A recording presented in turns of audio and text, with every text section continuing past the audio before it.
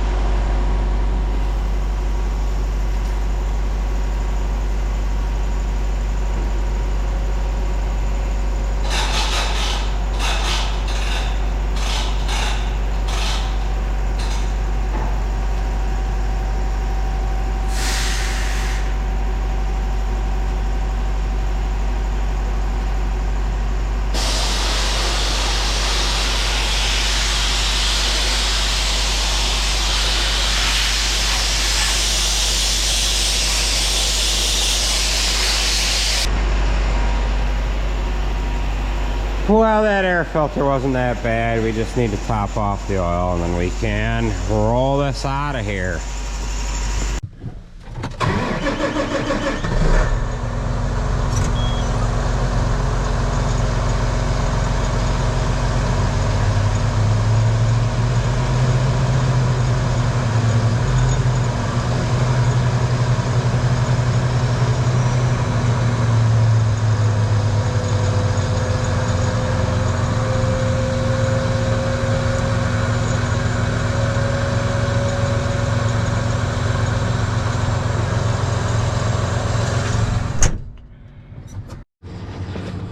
Well, while we're filling with fuel, we're going to go ahead and replace this fertilizer disc. It's a little warped. So we backed off this scraper here so that we could get done with it last night, and we'll just get it changed out here first thing this morning. Looks like I got a hole in the hose here too, so we'll have to replace that as well. Well, we ended up getting that all on there. We replaced the fertilizer disc with a new disc that I had put on towards the tail end of last year, and ironically enough that was the same diameter as these ones here, because they have a few acres on them.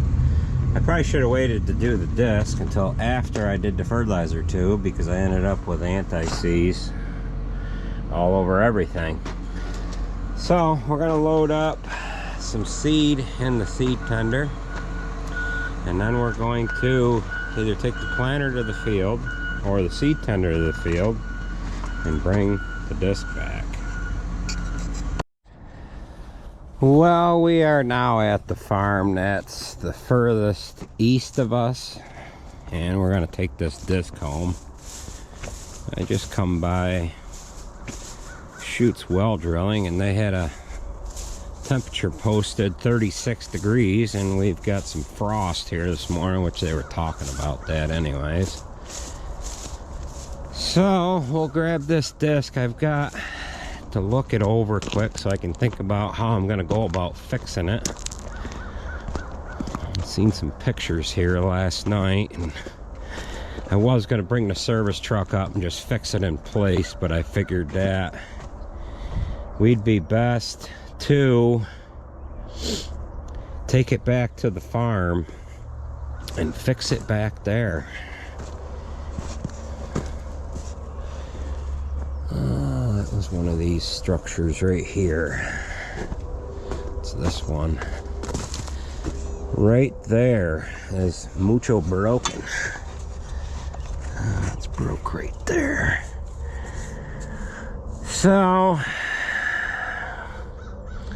outside of taking these 3 bolts off here and those 4 and taking this back to the farm and then coming back with it, it's about our only other option. But I can cut a plate and yeah, that's not that bad of a fix.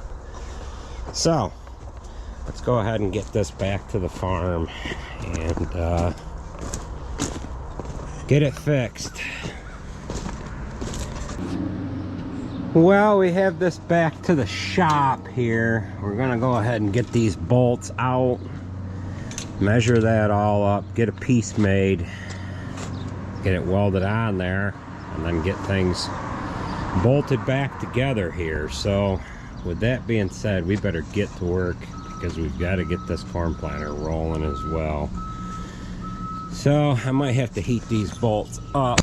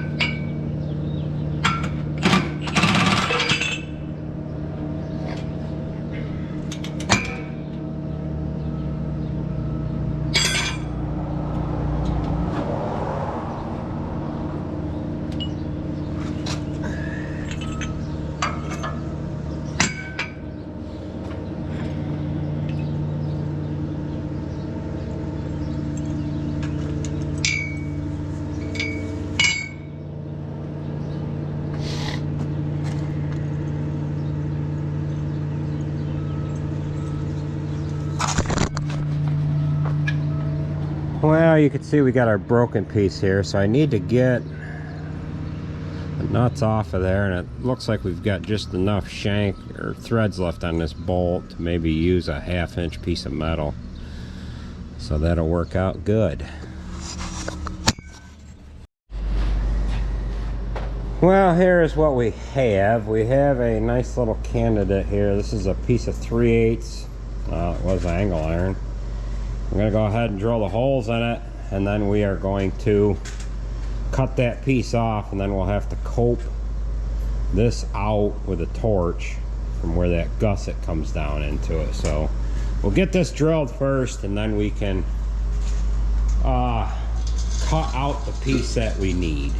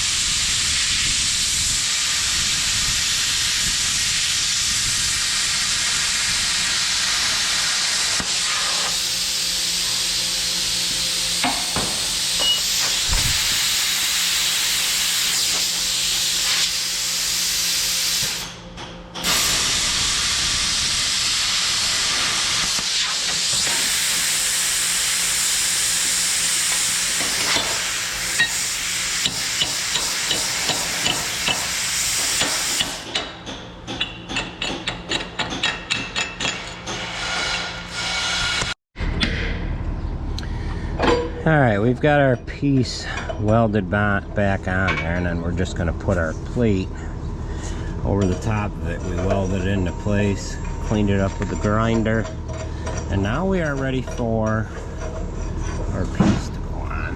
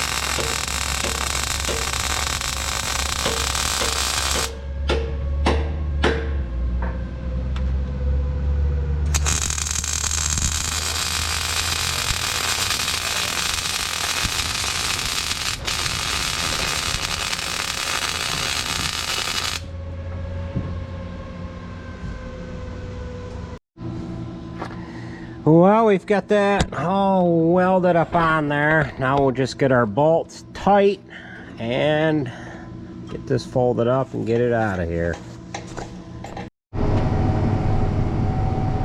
Well, I'm afraid that is about all we're gonna have for you in this video. It's been rather uneventful. We are down planting in the valley right at the present moment. This is the last field that I have to do down here. We were up on the other side of that hill there, and then we are going to go on the other side of that one when we get done with this field here.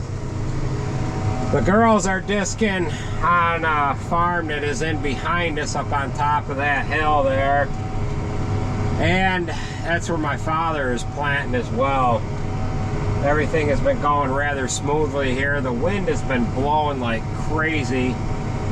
And the nice thing about the wind blowing, it kind of keeps the dust away from you. As soon as the dust is risen, it is blown away. So that is kind of nice. So we're just gonna keep plugging away here. I've only got 7 or 8 acres left in this one particular field. And then we are going to move on to the same farm that my father's planting on. I am planting a silage variety in this planter, and he is planting a grain variety of silage here. So this hill in front of us here, they call this Bear Mountain. We are down in Cardiff Valley right now, and some years ago, it had to be close to 30 years ago, just north of us, they had a mudslide, and it was down in, well, you can't even see it. It isn't any sense in me even pointing to it, but it buried the road. I want to say a house got buried, but it screwed things up for quite a while. This particular farm here, we rent this, and the gentleman that owned this farm, he has since passed away, but he was farming back then, and he actually stopped that day to check on cows or eat lunch or something, and that's when the mudslide happened. And had he had been in that field, he probably would have been buried by the mud and debris that come off of this mountain here. I forget exactly what happened, but it must have been a spring or something in the side of the hill. I don't know if it was an abnormally wet spring that caused, you know, some erosion, and then the hillside just kind of went with it. But at any rate, that happened. It's unfortunate, but that is Mother Nature here. So now we are going to start going back and forth the other way here. This is a U-shaped field. There's a house planted right in the middle of it. Ranch house right there. And this field's like, what the heck is it? 20, it ain't 20 acres. 15 maybe. But at any rate, the mudslide happened maybe a half a mile north of where we are. So they've got some trails, four-wheeler trails that go through there. And if you look it up online, you'll be able to get somewhat of a story of what happened there some 30 years ago. I think that was in 89 maybe. 91, 92, I'm not really sure. But at any rate, that is gonna do it for this video. I want to thank everybody for watching, and we will catch you at the next one. I've got the monitor going off here and there because there's rows of corn on this left-hand side of the planter that aren't planting, because I came into my headland pass, and the fertilizer system goes nuts when there's no corn getting planted. The fertilizer gets shut off, and then it's telling you, hey, we've got part of this system, this fertilizer system here, shut off. On this old setup that was on this planter, there was a surface drive wheel right on that right tire of the planter that drove a John Blue pump. Now there is a hydraulic motor that runs a spray pump. It's generally it's the same style pump that they put on the sprayer. And this planter, we've talked about it probably 10 times now. This planter has variable rate fertilizer on it as well, whereas the older fertilizer system that we had on this, that was just a clear shot. You got to adjust how much fertilizer you wanted to put down, and that was it. It was planting it all the time. That's coming out of the fertilizer in the front tank. The rear tank,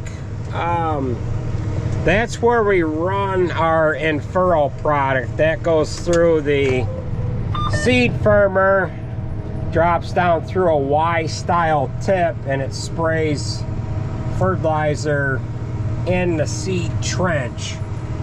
And we're only putting about 4 gallons of that product down to the acre. And we've been doing that for, I don't know, 8, 9 years now, 10 years. I don't know if it works any better than not using it, but it gives us a little bit of a kick earlier on in the season. And it helps. It does help with yield here as well. So, that is gonna do it, I guess. I know this video is a little shorter than the last one I did. However, I don't know how long these videos are until I get all the footage compiled. I just stitch it all together and I send it out to you guys. I don't have an extravagant editing team that gets in behind things and puts fancy little quirky things to things here. But I just turn the camera on and off, and I can edit things pretty quick. Generally, it's about it takes me about 10% longer than the actual length of the video to just throw these videos together. So with that being said, we'll try to keep things short, but sometimes it is what it is. I could break these videos up, make multiple steps out of them, but that doesn't make any sense either. Had I had a little better planning it would, but to stop a video a third of the way through or a quarter of the way through and have to start it all up again, it's kind of hard to follow along if you step into the third part of it to kind of figure out what exactly is going on. So we've got this longer strip about done. I think I've got maybe one more pass, and then we can start doing the short rounds over by the road there, and we'll get moved up onto that other hill. So Charlotte, she has her junior prom tonight. We did break up. We did stop for a little while and got to see her before she took off to the prom. So she is taking the Ram truck.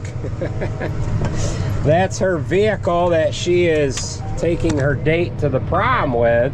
So being that the Ford isn't available because that is now a work truck, she has been using my Ram. So with that being said, folks, that is gonna do it for this video. I want to thank all of you for watching, and we will catch you at the next one. I'll drop a couple of pictures in, maybe of the